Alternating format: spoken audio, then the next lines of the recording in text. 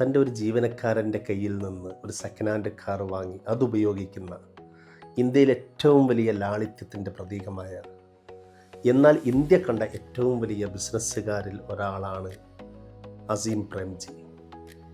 വിപ്രോ നമുക്കെല്ലാവർക്കും അറിയാം, ഇന്ത്യയിലെ ഏറ്റവും വലിയ ടെക് ഭീമന്മാരിൽ ഒരു കമ്പനിയാണ് വിപ്രോ. ഈ വിപ്രോ എന്ന കമ്പനി സത്യത്തിൽ ടെക്നോളജിക്ക് വേണ്ടി തുടങ്ങിയതല്ല. 1945 അസീം പ്രേംജിയുടെ പിതാവ് മുഹമ്മദ് ഹാഷിം പ്രേംജിയാണ് ഈ കമ്പനി തുടങ്ങുന്നത്. അന്ന് ഇതിൻ്റെ പേര് വെസ്റ്റേൺ ഇന്ത്യ വെജിറ്റബിൾ പ്രൊഡക്റ്റ് എന്നുള്ളതാണ്. ഒരു വെജിറ്റബിൾ ഓയിൽസിൻ്റെ കമ്പനിയാണ്. അത് ഘട്ടം ഘട്ടമായി വളർന്നു.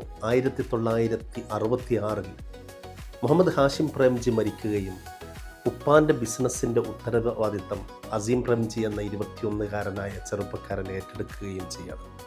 ആ സമയത്ത് ഓയിൽ പ്രൊഡക്റ്റ് മാത്രമുണ്ടായിരുന്ന, എന്നാൽ ഇന്ത്യയിൽ അത്യാവശ്യം പോപ്പുലറായ ഒരു ബിസിനസ് സംരംഭമായി മാറിക്കൊണ്ടിരിക്കുന്ന ഒരു കാലഘട്ടമാണ്.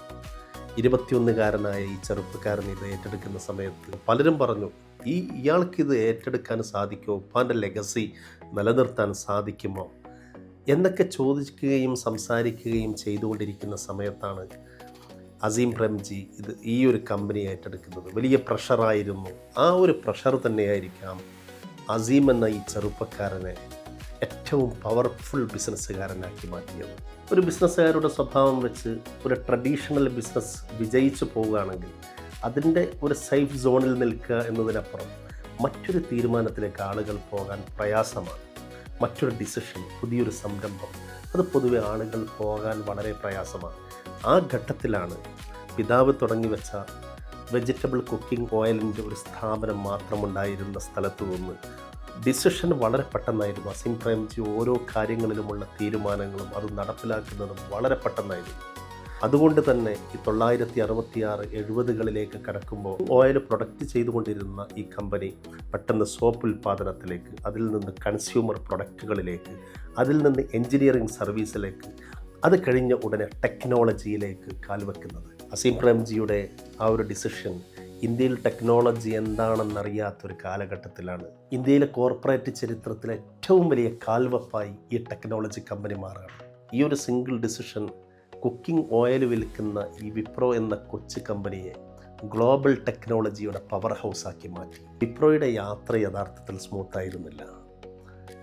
ഒരുപാട് പ്രശ്നങ്ങളും ക്രൈസിസുകളും ഇതിനെ മറ്റുള്ള കമ്പനികളൊക്കെ പോലെ തന്നെ ഇതിനെ നേരിട്ടും ഇതിന് തരണം ചെയ്തുകൊണ്ടും തന്നെയാണ് വിപ്രോ തൻ്റെ ആ ഒരു കമ്പനിയുടെ ആധിപത്യം നിലനിർത്തിയത്. ഏറ്റവും പ്രധാനപ്പെട്ടത് അസീം പ്രേംജി എന്ന കമ്പനിയുടെ ഉടമ, അദ്ദേഹം IT എക്സ്പേർട്ട് ആയിരുന്നില്ല. അദ്ദേഹത്തിന് ഇതിനെക്കുറിച്ച് വലിയ ധാരണകൾ ഉണ്ടായിരുന്നില്ല. എന്നാൽ അദ്ദേഹം ഈ പ്രശ്നത്തെ പരിഹരിച്ചത് തന്നേക്കാൾ കഴിവുള്ള, ഇതിനെക്കുറിച്ച് വ്യക്തമായ ധാരണയുള്ള ഏറ്റവും നല്ല ആളുകളെ തൻ്റെ കമ്പനിയിലേക്ക് കൊണ്ടുവന്നു.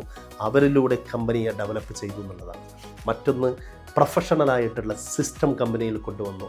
ആ സിസ്റ്റമായിരുന്നു കമ്പനിയെ മാനേജ് ചെയ്തത്. രണ്ടാമത് അദ്ദേഹം ഫേസ് ചെയ്ത ഏറ്റവും പ്രധാനപ്പെട്ട പ്രശ്നം ഇന്ത്യൻ എക്കണോമി, അതുപോലെ തന്നെ ഇന്ത്യയിലുള്ള IT സെക്ടർ, ഇത് സ്റ്റാബിളായിരുന്നില്ല. അങ്ങനെയുള്ളൊരു മാർക്കറ്റിലേക്കാണ് തൻ്റെ ഒരു പുതിയ പ്രൊഡക്റ്റുമായി അദ്ദേഹം വരുന്നത്. ഹാർഡ്വെയർ മാത്രമായിരുന്നു വർഷങ്ങളോളം അദ്ദേഹം ബിസിനസ് ചെയ്തിരുന്നത് എന്നാണ്. മാർക്കറ്റിലേക്ക് സോഫ്റ്റ്വെയർ കൊണ്ടുവരാതെ ഹാർഡ്വെയർ, കമ്പ്യൂട്ടറുകൾ മാർക്കറ്റിൽ പരിചയപ്പെടുത്തി കൊടുത്തു. 1960-70 കാലഘട്ടങ്ങളിൽ അത് 90 വരെ സോഫ്റ്റ്വെയറിനെ പരിചയപ്പെടുത്താതെ ഹാർഡ്വെയറിൽ ഉറച്ചു നിന്നു. 90-ന് ശേഷമാണ് സോഫ്റ്റ്വെയറിലേക്ക് കയറുന്നത്. അതുപോലെ മൂന്നാമത്തെ പ്രശ്നമാണ് ഏറ്റവും പ്രധാനപ്പെട്ടത്. അസീം പ്രേംജി എന്ന വ്യക്തിയിൽ ഉടനീളമുള്ള അദ്ദേഹത്തിൻ്റെ എത്തിക്സ്, അദ്ദേഹത്തിൻ്റെ കോർ വാല്യൂസ്. ടെക്നോളജിയുടെ മേഖലയിൽ അദ്ദേഹം ഗ്ലോബലി കാലുവെക്കുമ്പോൾ അതൊരിക്കലും നിലനിർത്താൻ പറ്റാത്ത രൂപത്തിൽ ഷോർട്ട് കട്ടുകളിലൂടെ ആളുകൾ ബിസിനസ്സിനെ ഡെവലപ്പ് ചെയ്യുമ്പോൾ തൻ്റെ കോർ വാല്യൂസും തൻ്റെ എത്തിക്സും നിലനിർത്തിക്കൊണ്ട് മാത്രമേ ഈ ബിസിനസ് പാടുള്ളൂ എന്ന നിലപാടിൽ അദ്ദേഹം ഉറച്ചു നിൽക്കുകയുണ്ടായി. No business deal is worth compromising integrity. അദ്ദേഹം നിരന്തരം തൻ്റെ കൂടെയുള്ളവരോട് പറഞ്ഞുകൊണ്ടിരിക്കുന്നതാണ്. ഇൻറ്റഗ്രിറ്റി പണയപ്പെടുത്തിക്കൊണ്ടുള്ള ഒരു ബിസിനസ് ഡീലും ആവശ്യമില്ല എന്ന് നിരന്തരം തൻ്റെ കൂടെയുള്ളവരെ ഓർമ്മിപ്പിച്ചുകൊണ്ടിരുന്നു. അസീം പ്രേംജിയുടെ ഏറ്റവും വലിയ പ്രത്യേകത അദ്ദേഹത്തിൻ്റെ കാഴ്ചപ്പാടാണ്, അദ്ദേഹത്തിൻ്റെ ദീർഘദൃഷ്ടിയാണ്. ആരും കടന്നു വരാത്തൊരു കാലത്താണ് ഇന്ത്യ പോലുള്ളൊരു മാർക്കറ്റിലേക്ക് ടെക്നോളജിയുമായിട്ട് അദ്ദേഹം വരുന്നത്. അതിൽ അദ്ദേഹം തളച്ചിടുന്നതിന് പകരം നിരന്തരമായി അപ്ഡേറ്റ് ചെയ്തുകൊണ്ടിരിക്കുകയും കാലത്തിൻ്റെ ചുവരെഴുത്തുകൾ വായിച്ച് തൻ്റെ പ്രസ്ഥാനത്തെ അതിനനുസരിച്ച് മാറ്റം വരുത്തുകയും ചെയ്തു. ആദ്യം ഹാർഡ്വെയർ, പിന്നീട് സോഫ്റ്റ്വെയർ, പിന്നീട് ഡിജിറ്റൽ സൊല്യൂഷൻ, പുതിയ കാലഘട്ടത്തിൽ AI, ക്ലൗഡ്, സൈബർ സെക്യൂരിറ്റി, അങ്ങനെ തുടർന്ന് പോവുകയാണ് വിപ്രോയുടെ ട്രാൻസ്ഫോർമേഷൻ. ബിസിനസ്സും സംരംഭങ്ങളൊക്കെ തുടങ്ങുന്നവർക്ക് വിപ്രോ നൽകുന്ന സന്ദേശം വളരെ വലുതാണ്. നിങ്ങൾ തുടക്കത്തിൽ തന്നെ വലിയൊരു ബിസിനസ് തുടങ്ങണമെന്നില്ല. നിങ്ങൾ വലിയ കാര്യങ്ങളെക്കുറിച്ച് ചിന്തിക്കാൻ പഠിക്കണം. ഒരു ക്രൈസിസും ഒരു പ്രതിസന്ധിയും ഒന്നിൻ്റെയും അവസാനമല്ല. അത് നിങ്ങളുടെ സ്ട്രാറ്റജിയെ ഡിഫൈൻ ചെയ്ത് കൂടുതൽ നല്ല രൂപത്തിലേക്ക് എത്തിച്ചുകൊണ്ടിരിക്കും. നിങ്ങളുടെ സ്കില്ല് നിങ്ങൾക്ക് പഠിച്ചെടുക്കാൻ പറ്റുന്ന ഒന്നാണ്.